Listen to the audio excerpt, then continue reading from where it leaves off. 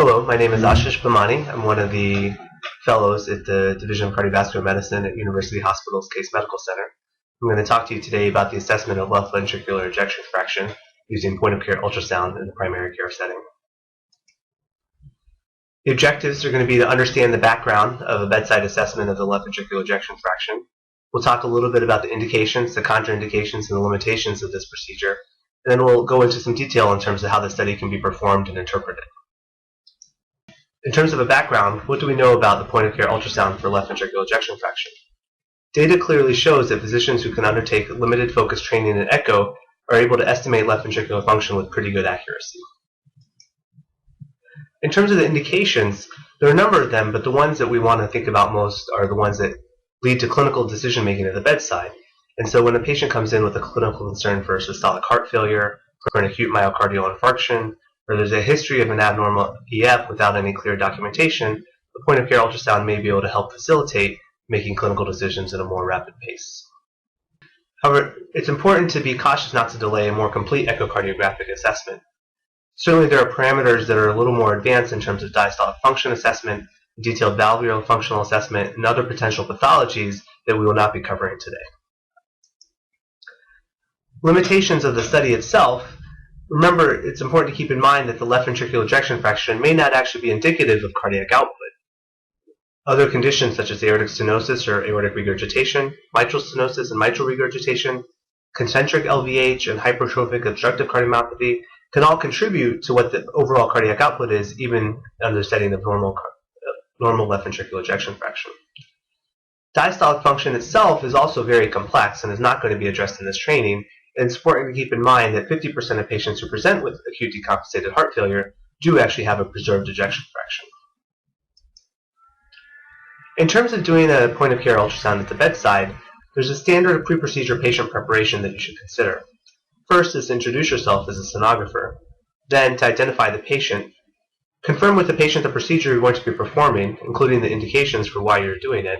It's important to drape and position the patient properly, and then deciding your position and also keeping in mind special considerations in terms of obese patients, patients with COPD, women, and covering them up properly are things to keep in mind.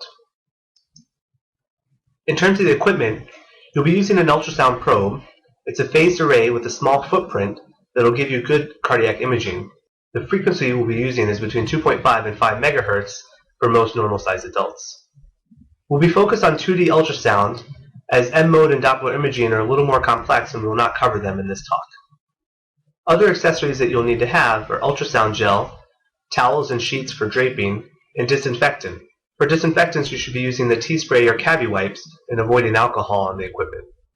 It's important to understand a little bit about how to use the equipment in terms of optimizing your image. We call this knobology because we're basically turning a bunch of knobs. One of the first steps is going to be adjusting the gain and time gain compensation. Essentially what we'll be doing is modifying the attenuation of the ultrasound signal so that we can best see the images. Turning up the gain will help uniformly increase the whiteness of the picture. Turning down the gain will make all of that darker. And using the TGC can actually make slight adjustments in either the more proximal or the more distal components of the picture. And you'll be able to see that a little bit better during the hands-on training. It's important to highlight that the goal here is to highlight the edges of the anatomic structures so you can clearly see where one chamber begins and another ends. The other thing to keep in mind is that the blood and water inside the cardiac chamber should appear black and not gray to indicate that you're at the right level of gain. Additionally, you can adjust the depth of the image to make sure you're seeing the images of interest, and you may have to adjust that in the middle of the view you're looking at. So now let's go into some of the different views. The parasternal long axis, or Plax View for short, is probably the most common, straightforward view for echocardiography. You would like to have the patient in a left lateral decubitus position with their left hand behind their head. You want to place the probe at the third or fourth intercostal space, lateral to the left sternal border, and adjust the marker dot so that it's rotated towards the patient's right shoulder. You want the probe angle to be perpendicular to the chest wall or tilted slightly up. And you'll make these adjustments on the fly as you're actually looking at the picture to optimize the patient's image. Obviously, everyone's anatomy is a little bit different, so the exact position will be a matter of experience and learning how to make small adjustments to do this. and you'll get more experience with that. What we see here is a standard Plax image of a heart. The main left ventricular chamber is over here in the lower left, and you can see that the mitral valve is highlighted here with the left atrium coming down to the lower right of the image. In an ideal Plax view, you would then see the left ventricular outflow tract marked by the aortic valve right here. And in the anterior portion of the chest, closest to the probe, lies the right ventricle. The next view that we'll look at is what's called the apical four-chamber view. The patient will remain in the same position, in the left lateral decubitus position, with the left hand behind their head, but you'll now move the probe down to the area where the point of maximal impulse is. Generally, inferior lateral to the left nipple, approximately the 5th or 6th intercostal space. Again, there'll be a lot of slight adjustments based on the patient's particular anatomy, and you'll get more experience with that during the hands-on session. The marker dot will generally be at approximately 3 o'clock, or directly to the patient's left side, and now the probe angle is going to be pointed a little more discreetly to the right shoulder, towards the base of the heart. So here we see a typical four-chamber apical view of the heart, and what we have here is that the left ventricle is on the right side, and the right ventricle is on the left side. Now keep in mind this is a standard projection for most places. However, there are some facilities that do this in the reverse, and it's important to keep in mind which way you're orienting your image. The left atrium adjusts into the left ventricle, and the right atrium adjusts into the right ventricle. This is the tricuspid valve, and this is the mitral valve. In this image, you should typically not see the aortic valve outflow tract, but you can make slight adjustments to see that from this view if necessary. Finally, we're going to talk about the subcostal or subxiphoid view. This is often one of the easiest views to get, and may be the most useful when you need to get a quick view to address something more rapidly. It's very good for patients who are unresponsive or had bad COPD, where you can't get through the big lungs in either the parasternal long axis or the apical four-chamber view. So the patient should remain in a supine position. You should place a probe inferior to the xiphoid process, sometimes even a slight bit to the right of the xiphoid process can be helpful, and then have the marker dot oriented towards the 9 o'clock position for the patient's right side. The probe angle will then be pointed towards the patient's left shoulder to get a cross-section of the heart. What we see in this view is that the atria are on the left side of the image and the ventricles are on the right side. Closest to the probe, or the anterior wall of the chest, you have the right ventricle and the right atrium separated by the tricuspid valve. You can nicely see the intraventricular septum and the intraatrial septum in this view, and then on the posterior side you have the left atrium next to the mitral valve with the left ventricle visualized here. The assessment of LV ejection fraction can be calculated using quantified volumetric measurements, but this can be time-consuming and requires considerable detailed imaging. With enough clinical experience, visual estimation of the LV ejection fraction can provide a reasonable estimate of what the true LVEF is.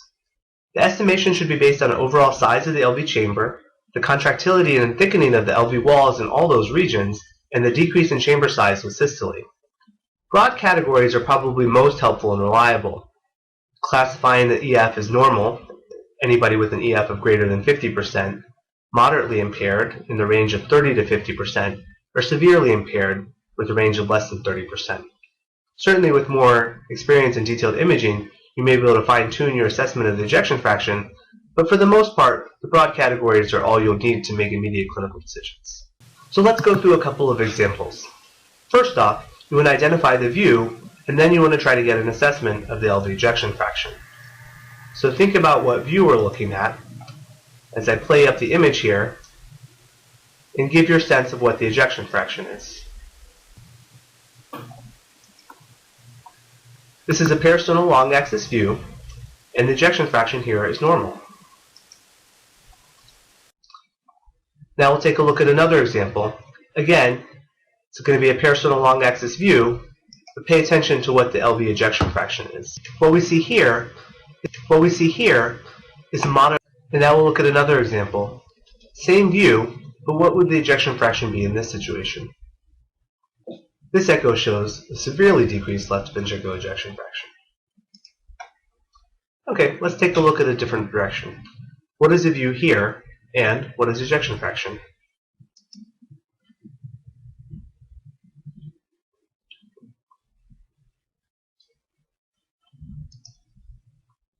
Yes, this is an apical four-chamber view, and the ejection fraction here is normal. When trying to assess the ejection fraction, there are a couple of things you can pay attention to. One is looking at the overall chamber size and seeing that that chamber size decreases with systole. The other thing that could be helpful is actually looking at the LV wall and recognizing that the LV wall is thickening in all areas of the ventricle. So let's take a look at another example. What is the view and what is the ejection fraction in this situation? So again, this is another apical 4-chamber view, but now we see a moderately reduced ejection fraction. You can look at the chamber size and realize that it's not closing in quite as much as it was before, and although you can't see the walls completely clearly, you can tell that the thickening is not as great as it was in the first view. So let's look at another example.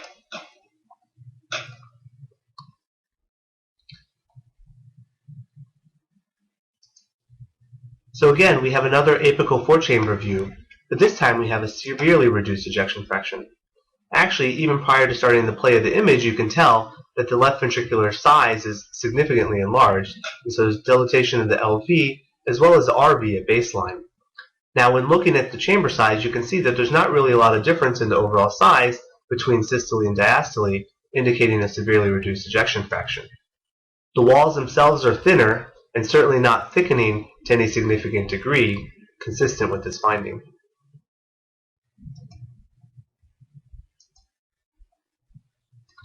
So let's go through a case. Patient comes in with respiratory distress.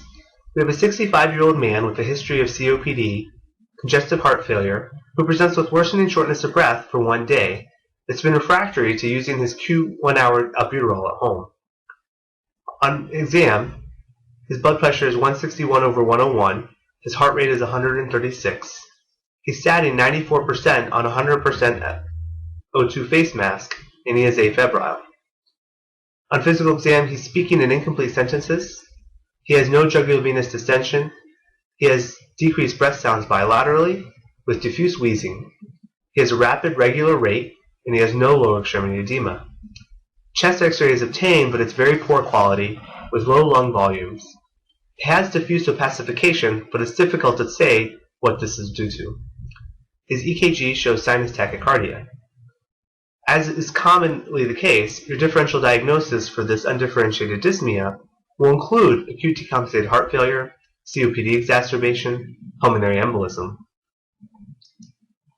An echocardiogram can be very helpful in trying to give you some clue as to what may be happening. So, looking at this echo view, pay attention to what the view is and give your assessment of what the LV ejection fraction would be. So we have another parasternal long axis, or Plax view, and you can see that the left ventricle here is not contracting as well as what would be normal. And so the patient has a reduced ejection fraction, making the diagnosis of heart failure more likely. So with this severely reduced ejection fraction, this helps support a diagnosis of heart failure, and the opacification of the lung fields is probably a result of flash pulmonary edema secondary to acute systolic heart failure and hypertension. This may help you in terms of how you clinically manage the patient and may help direct both your management and any further testing if necessary. Just as a disclaimer, the information provided here is intended to help supplement the clinical assessment in certain clinical scenarios and is not sufficient for formal diagnostic studies for billing purposes. Formal echocardiography, full or limited exams performed by certified laboratories are recommended when needed for this purpose. In summary, assessment of LV ejection fraction can be accurately performed by non-radiologists with limited focused training. Indications for the exam are common to primary care. Limitations and contraindications are important to keep in mind.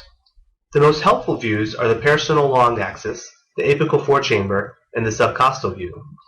And I think it's most helpful just to broadly categorize LV ejection fraction as normal, moderately reduced, or severely reduced. And just by identifying this element, you can really help hone down what may be going on clinically with the patient, as well as identifying additional things that you may want to pay attention to, either in further diagnostic or management steps when you see the patient at the bedside. Thank you very much.